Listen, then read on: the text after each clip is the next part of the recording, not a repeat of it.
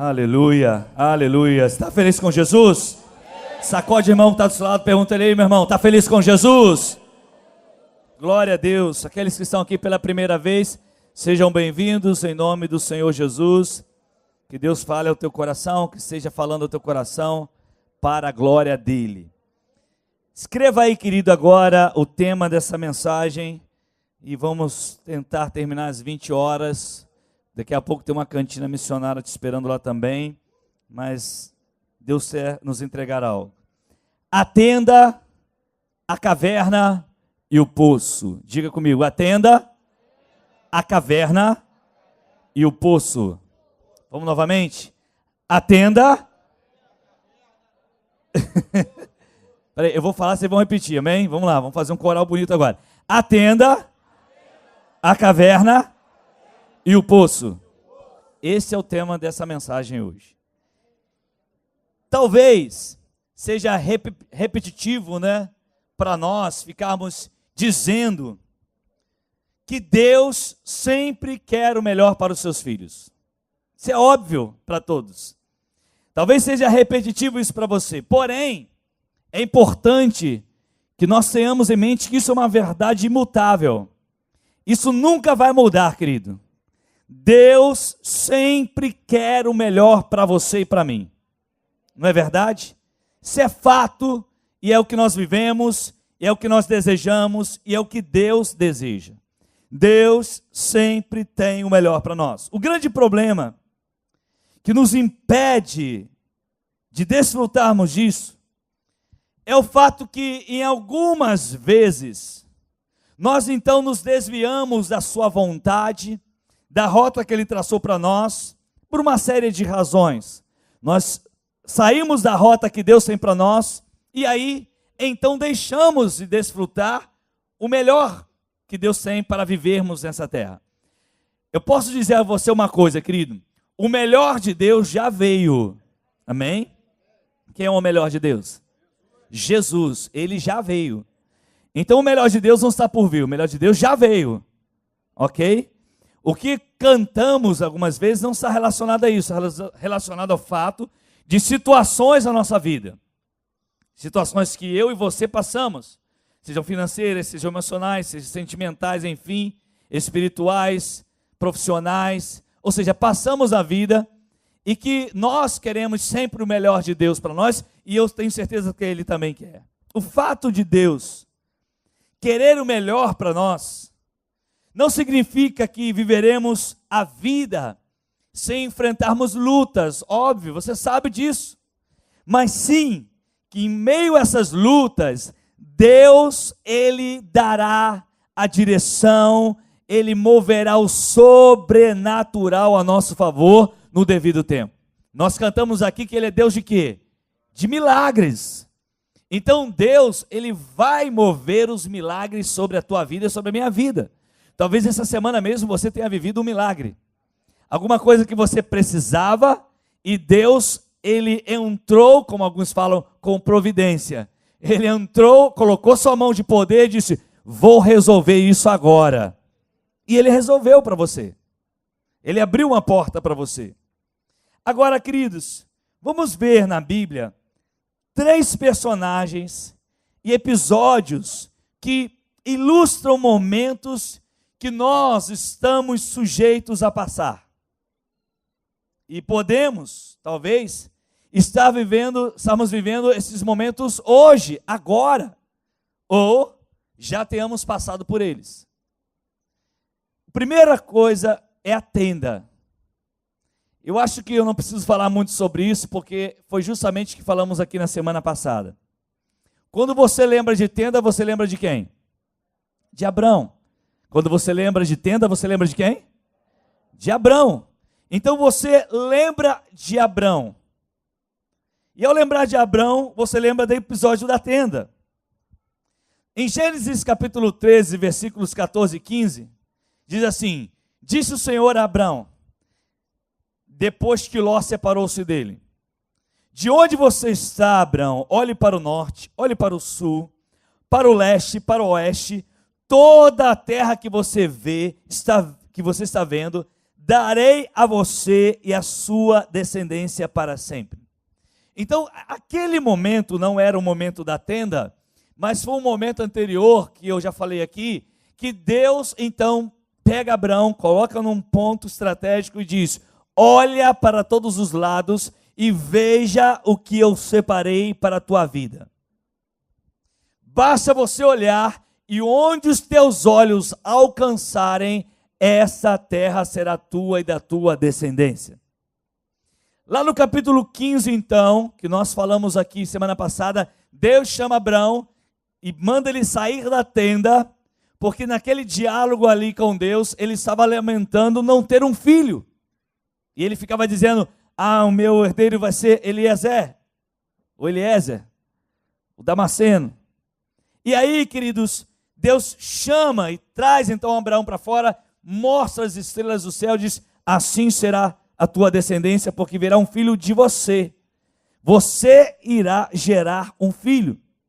Deus tira Abraão daquela tenda para ver as estrelas, porque o problema nunca está na promessa, mas o problema está na visão. O problema não está na promessa.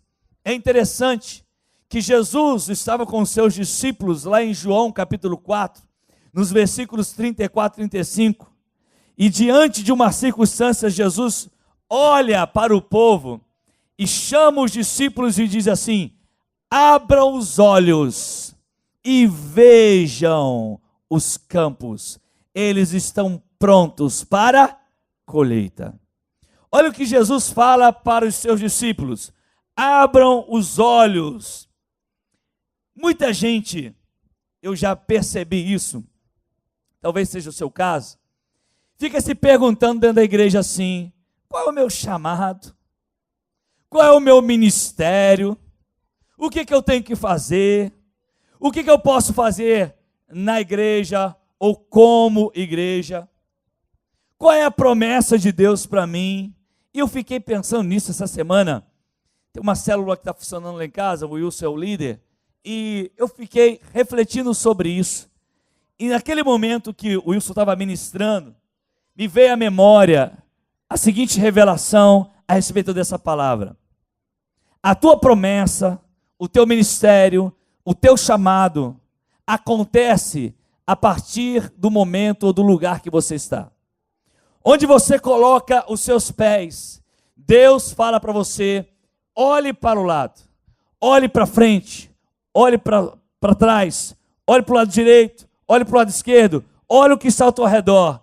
Essa é a tua promessa, este é o teu chamado, este é o teu ministério.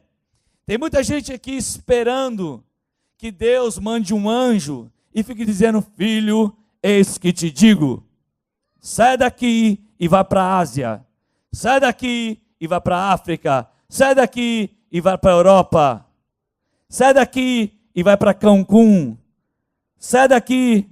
Todo mundo quer ser missionário em Cancún, né? Igual aquele do pastorzão lá que queria, não, pastorzão, outro, né? E veio ter um chamado para onde? Para Miami. Deus me chamou para ser profeta em Miami. Falei: é mesmo? Logo mesmo, não tinha outro lugar mais difícil, não? E tem gente que está assim, esperando: Deus, eu estou aqui na igreja, qual é o meu chamado? Qual é o meu ministério? O que eu tenho que fazer? E Deus quer te dizer uma coisa: filho, primeiro, sai dessa tenda que você vive aí, porque isso chama-se tenda da religiosidade. Se você não sair dessa tenda, você não consegue ver, porque a promessa já está diante de você. Olhe para o seu lado direito, olhe para o seu lado esquerdo, olhe à sua frente, coloque os pés no portão da sua casa, olha para frente da sua casa, e o que você vê? Olha para os lados da sua casa, o que você vê? Olha para trás da sua casa, o que você vê? Ali está o teu chamado, ali está a terra que Deus te deu, ali está o teu ministério, ali Deus se plantou para ganhar vidas. Você está lá no trabalho, você olha para frente, olha para trás, olha para um lado, olha para o outro, ali está o teu chamado, ali está o teu ministério, ali Deus te colocou para fazer diferença, mas você tem que sair dessa tenda, que te impede de ficar aí. Eu estou aqui na igreja, eu não sei qual é o meu dom, eu não sei o que eu vou fazer, eu não sei o que eu posso fazer. Você pode fazer muitas coisas, querido, mas o chamado de Deus, a promessa de Deus já está diante dos teus olhos. Olha para a sua casa, entra dentro da sua casa, olha quem está ao teu redor, olha a tua família, olha teu esposo, olha a tua esposa, olha os seus familiares. Ali está o teu chamado. Acho que você não ouviu. Deus já te entregou o ministério. Deus já te entregou. E qual é então, pastor? É só você olhar para o lado, é só você olhar para frente. Essas pessoas que estão perto de você são as pessoas que Deus quer vê-los no céu. E você é o caminho para isso, ou melhor, o instrumento, o caminho é Jesus. Você é o instrumento de Deus para levá-las ao céu. Esse é o meu ministério, esse é o teu ministério. Ou você pensa que vamos ficar aqui e olhando assim, e a minha igreja tem um projeto chamado Herança. Primeiro que a igreja não tem projeto nenhum, o projeto é de Deus. Minha igreja, e fica legal, aí vai lá no trabalho e divulga, para não, minha igreja tem um projeto, legal, divulga mesmo, fale mesmo, precisamos de padrinhos, né? Mas aí, qual é o teu ministério então na igreja? Querido, você não tem que ser líder de célula para você ter um chamado. Escuta, você não tem que ser líder de célula para dizer que tem um ministério. Você tem um ministério dentro de você, chamada promessa de Deus, chamado algo específico de Deus. Se você é pai, se você é mãe, dentro da tua casa já tem um ministério chamado filhos. Se você trabalha em algum lugar, dentro do teu trabalho já tem um ministério chamado proclame o amor de Deus. Se lá na tua escola você tem um chamado, proclame Jesus para os seus amigos.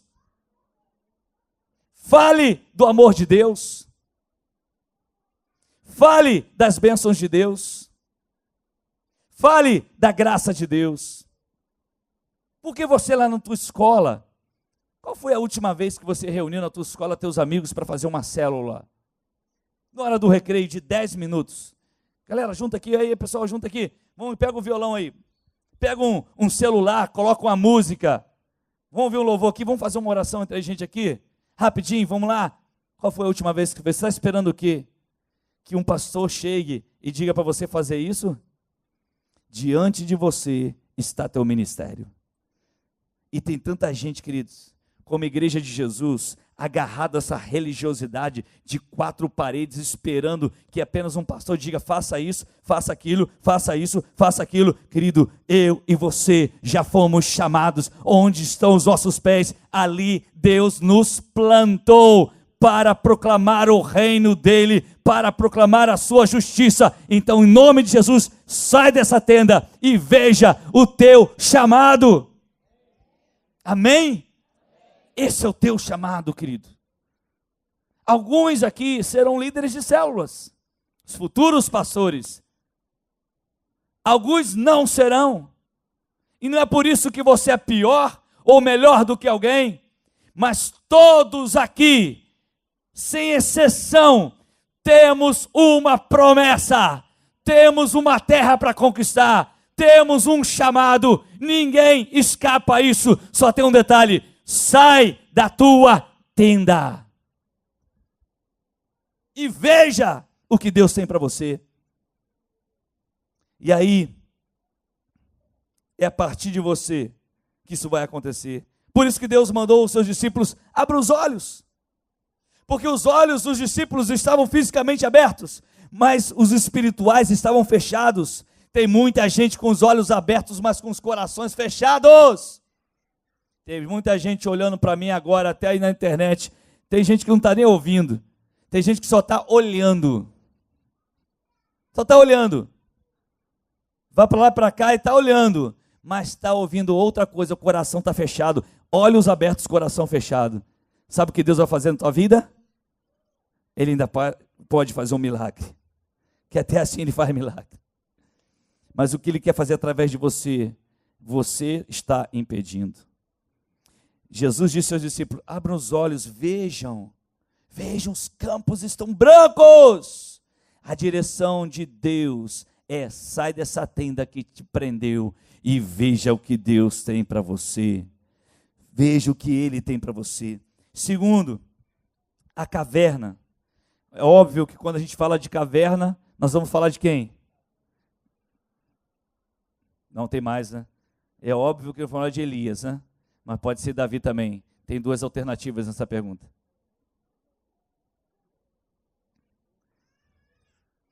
O apóstolo volta que é ótimo para isso.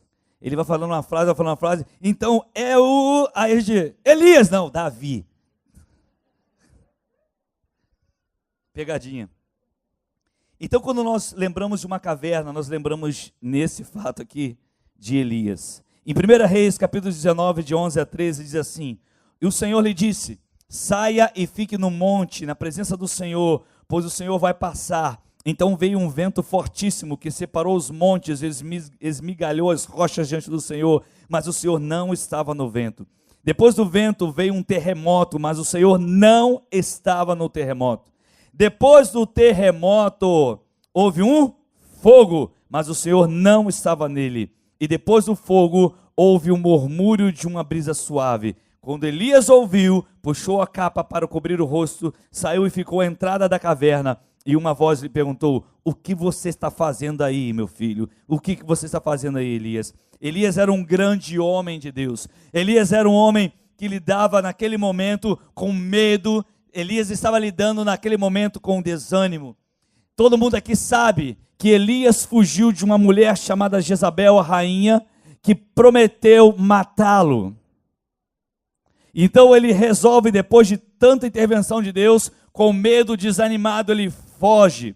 E naquele momento ele estava sozinho. Naquele episódio ali, houveram 3 manifestações naturais. E essas 3, na verdade 4, mas 3 manifestações naturais que revelavam, que simbolizam algumas provas que nós passamos. Primeira manifestação que aconteceu quando ele estava dentro da caverna foi um vento. Diga comigo, vento. Aquele vento não era o vento do Espírito. Por quê? Porque a Bíblia diz que Deus não estava naquele vento. Aquele vento era um vento que sopra em nossos ouvidos e que fica nos acusando, que fica nos caluniando, que fica mentindo, que fica trazendo desânimo, dizendo: você não vai conseguir, você não é capaz, quem é você para isso? Acontece só com os outros, com você não vai acontecer, com você nunca acontece. Esse é o vento que sopra em nossos ouvidos o tempo todo, quando estamos dentro de uma caverna com medo e desanimados. É o vento das lembranças do passado, das acusações, é o vento da solidão, é o vento do esquecimento. Porém, eu quero que você guarde uma coisa no seu coração: maior é aquele que está em você do que aquele que está no mundo. Houve outra manifestação natural, houve um terremoto. Quando acontece um terremoto na sua vida, querido, tudo sai do lugar. Já viu o terremoto? Não, né? Graças a Deus, já vi. Nunca estive. Tudo sai do lugar. O que estava arrumado vira uma bagunça. O que está em pé cai ao chão. E esse tipo de prova, quando estamos na caverna, ele vem justamente para tentar nos jogar no chão. Ele vem justamente para nos derrubar. Ele vem justamente para nos fazer cair. Esse terremoto, ele tenta colocar tudo que está em ordem. Estava tudo em ordem, agora virou uma desordem.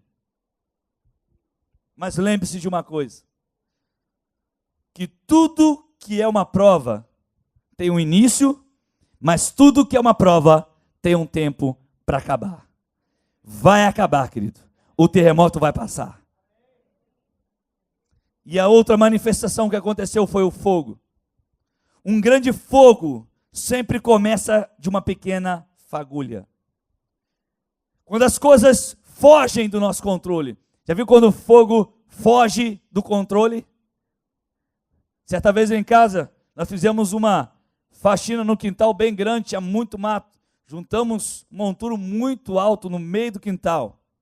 E aí, um dia eu falei assim: vou tacar fogo nesse mato. E acendi o fogo. Para quê? Era um incêndio descontrolado. E eu comecei a gritar: pega balde, pega borracha, porque a casa do vizinho era mais ou menos daqui ali assim, a parede. O calor era insuportável. Falei: vai estourar a casa do vizinho agora, vai dar ruim pro meu lado. E aí pega borracha e pega balde e não apaga, parece que jogava água, o negócio aumentava mais ainda. Parece que o fogo, quando vem, foge ao nosso controle. E é interessante que quando esse fogo, que não é de Deus, porque a Bíblia diz que Deus não estava no fogo, esse fogo, quando vem contra nós, ele vai nos empurrando para mais dentro da caverna. Por quê? Porque você quer se proteger do fogo, então você vai fugindo, e você começa a andar em labirintos, e você começa a entrar numa escuridão, em perigos, porque você quer se afastar desse fogo de alguma maneira, mas não consegue. Parece que ele te joga mais para dentro da caverna ainda. E lá estava Elias. E de repente, depois de tudo isso, veio uma manifestação natural de um vento, na verdade não um vento, mas uma brisa suave e delicada.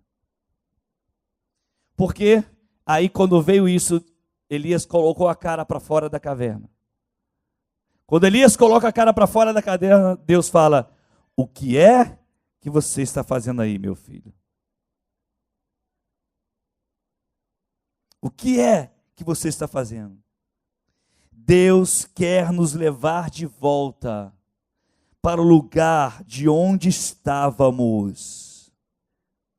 E Elias tinha um problema: ele estava com medo, porque achava que estava sozinho. E Deus falou para ele: sai daí, eu vou te levar para outro lugar, porque junto com você eu também tenho 7.000 que não se dobraram diante de Baal. Querido, talvez hoje você está esperando, tem que tremer, tem que ter fogo do Espírito, né? Aquele negócio, a igreja tem que ser pentecostal, né? Tem que ser um negócio que sacode, todo um balança, e cai poder, aquela coisa toda. Tem dia que Deus só sopra uma brisa suave. A Bíblia diz: e delicada. Porque aí você tem que parar, e a sua mente consegue raciocinar, a sua consciência consegue parar e analisar: o que é que eu estou fazendo nessa caverna? E Deus: sai daí, meu filho. E eu quero dizer mais: ei, você não está sozinho não. Nós estamos juntos. A pior coisa é o sentimento de solidão. É quando você sente que não tem ninguém do teu lado. O sentimento terrível. Quando você é um líder e você pensa que não tem ninguém junto com você. E Elias se sentiu assim: eu estou sozinho, vou morrer e não vai sobrar ninguém. Só tem eu. Deus falou: não, você não está sozinho. Deus fala com você: você não está sozinho. Tem um povo aí que te ama. Tem um povo que quer você. Tem um povo que está lutando como você luta. Tem gente que pensa que a igreja de Jesus sobre a terra está falida. Não está não, querido. Ei, a igreja de Jesus está mais viva do que nunca. A igreja de Jesus está mais viva do que nunca. A igreja de Jesus está mais viva do que nunca. Você quer me irritar? Não é dizer se perguntar se eu acordei, não. Que essa eu já ensinei: não façam isso. Chega lá em casa: está dormindo, pastor? Não faça isso. Essa pergunta é a pior que existe. Mas é quando alguém chega e quer, no mover que Deus fez na vida dele, que é pessoal, chamar a atenção da igreja e dizer: a igreja tem uma porção de coisa errada. A igreja tem uma porção de coisa para consertar. E eu respondo: cuide da sua vida.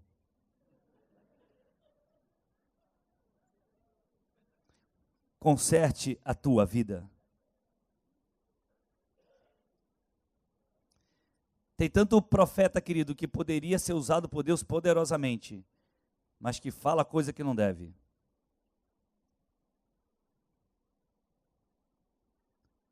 E tem gente que dá uma de espiritual. Cuida da sua vida, filho. Veja como está a sua vida. Porque hoje eu posso estar bem e amanhã eu posso estar mal. Porque ninguém aqui é 100% o tempo todo. E nunca vai ser 100%. Mas se um ajudar o outro, a gente chega do outro lado. Então hoje eu posso estar de pé. E amanhã, espero em Deus que não caia. Mas se eu cair, me ajuda a levantar. Então o que nós temos que fazer diante disso? Orar. Ore, ajude, exorte. Fale a coisa certa, na hora certa. Você quer tirar alguém da caverna, afundando alguém para dentro da caverna? Você quer tirar alguém da caverna? Traz a brisa suave de Deus. Traz a paz de Deus. Traz a glória de Deus. Traz o amor de Deus. Que você tira alguém da caverna e diga para ele, você não está sozinho. Diga para quem está do seu lado, você não está sozinho não, meu irmão. Ei, você não está sozinho não. Olha para o seu líder de célula e diga para ele agora, você não está sozinho não, líder. Olha aí, olha para ele lá, olha para ela. Grita bem alto, ô, você não está sozinho não. Líderes de células, fiquem de pé aí, por favor. Dê um aplauso a Jesus por esses líderes de célula, rapidinho. São pastores e pastoras. Márcia, fica de pé, Márcia, logo. Está demorando. Então a Irené fala, levanta logo, minha filha. Agora, olhe para os líderes de vocês não estão sozinhos. Então você não está sozinho. Olha nos olhos e fala, você não está sozinho.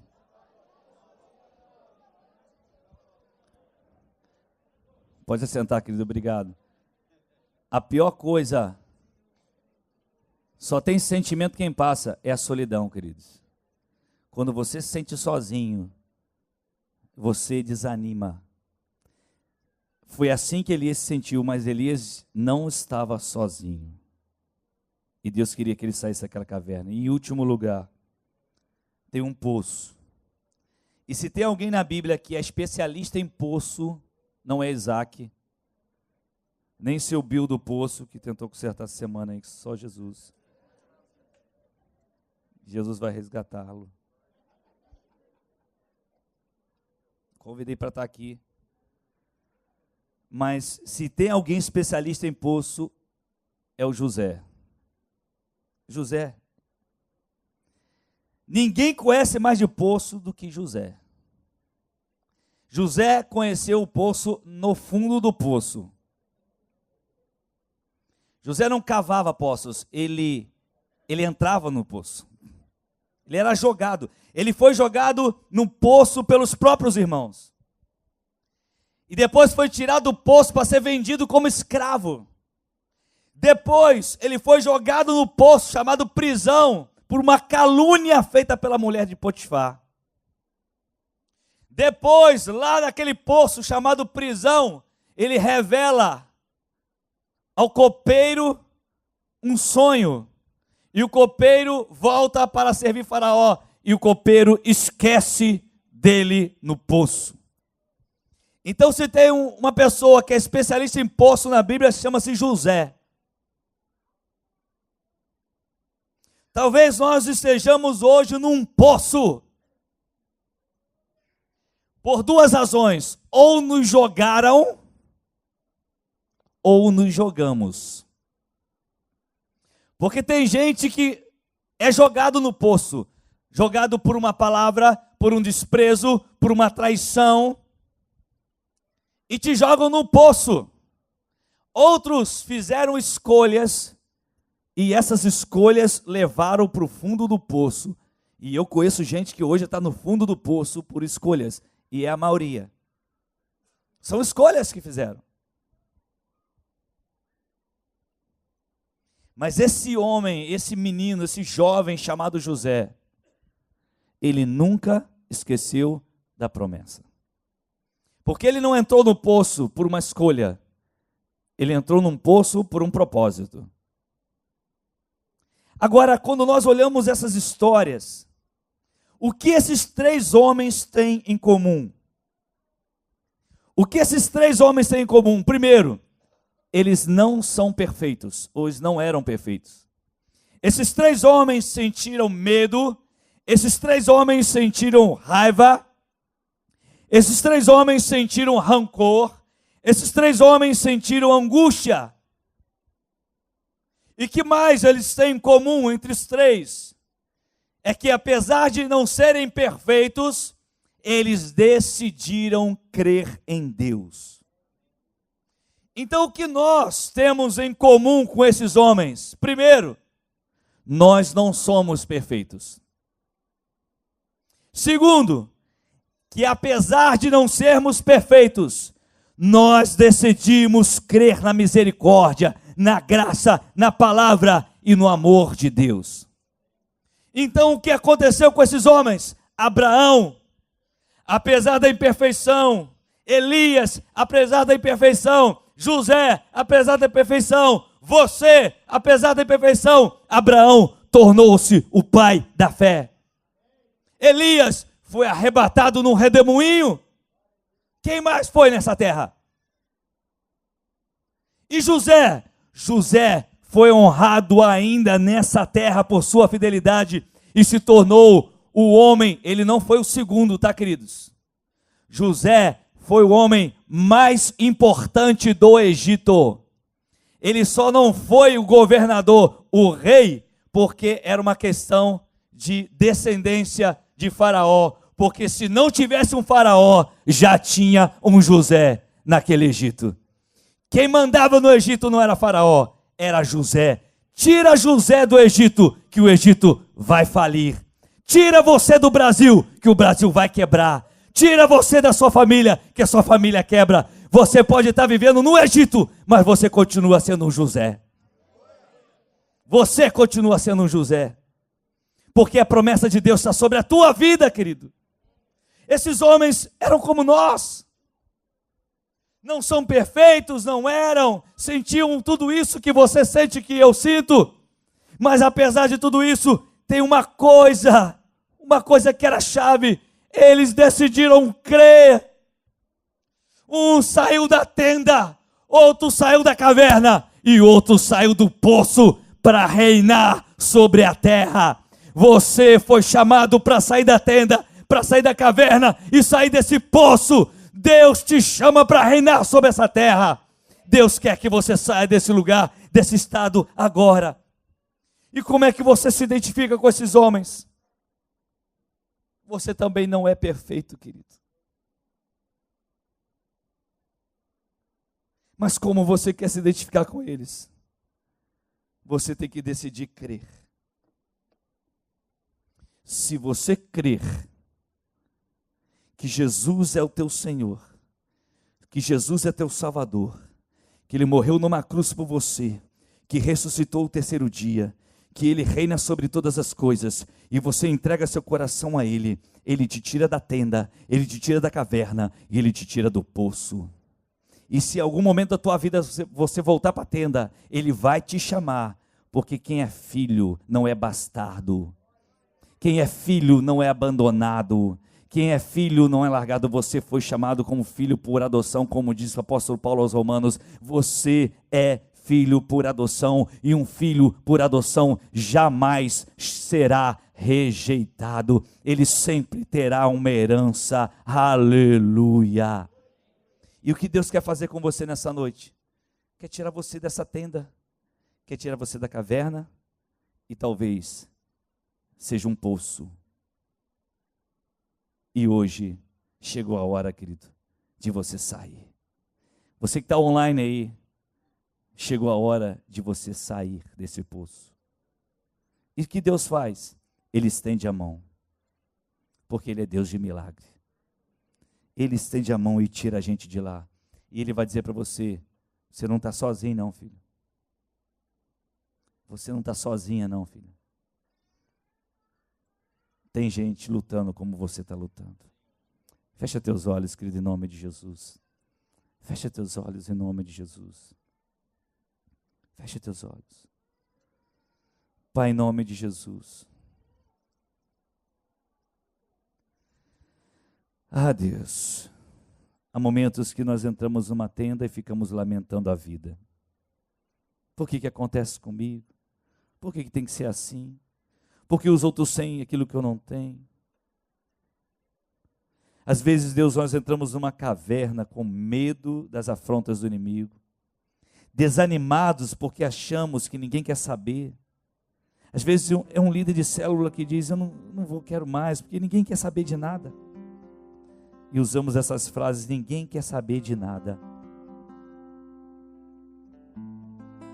E o líder fica desanimado e entra numa caverna, apesar de ter visto, Senhor, tantos milagres, tantas coisas acontecendo. E o Senhor nos faz lembrar que Ele não está sozinho, que nós não estamos sozinhos. Podemos ser poucos diante de milhões, mas José era um diante do maior império que existia sobre a terra e se fez maior de todos no Senhor. Talvez hoje, Senhor, alguém possa estar num poço do desprezo, no poço da traição, no poço da inveja. Foi lançado lá por alguém que ele tanto amava, que ela tanto amava, e não consegue sair desse poço. Uma calúnia que levantaram, uma palavra torpe que enviaram, um desprezo que recebeu. Senhor, nós não queremos ficar num poço, porque no poço não há alimento, no poço não há como respirar direito. Tira-nos do poço hoje, Senhor. Tira-nos do poço hoje, Senhor. Tira-nos da tenda, tira-nos da caverna. Estende a tua mão, Senhor, porque não tem como sair do poço se não for pela tua mão. Lança a tua corda de amor, Senhor. Senhor, nós não queremos ficar nesse estado. Não queremos ser como igreja local, dentro de um poço, dentro de uma caverna, dentro de uma tenda. Eu não quero viver assim, Senhor. Não vale a pena. Tira-me desse poço, Senhor, desse rancor que está no meu coração, porque José também sentiu, ó Deus, saudade da sua família, o desprezo dos seus irmãos, desejo de se vingar, mas ele compreendeu que existia um propósito para tudo aquilo. E se alguém hoje, Senhor, neste lugar está passando por isso, que possa reconhecer que tudo tem um propósito do Senhor, e que essa pessoa não está sozinha, não está sozinha. E hoje o Senhor resolveu nos tirar desse poço.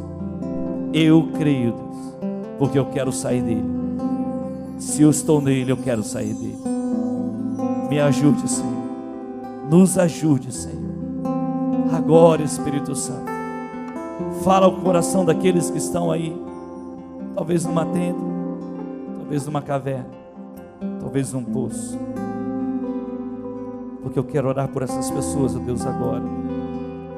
Eu quero pedir a você, querido, que agora sabe que por meio de Jesus, pelo seu sacrifício na cruz, pela sua vitória contra a morte, Ele tira você desse poço, e Ele quer você de volta.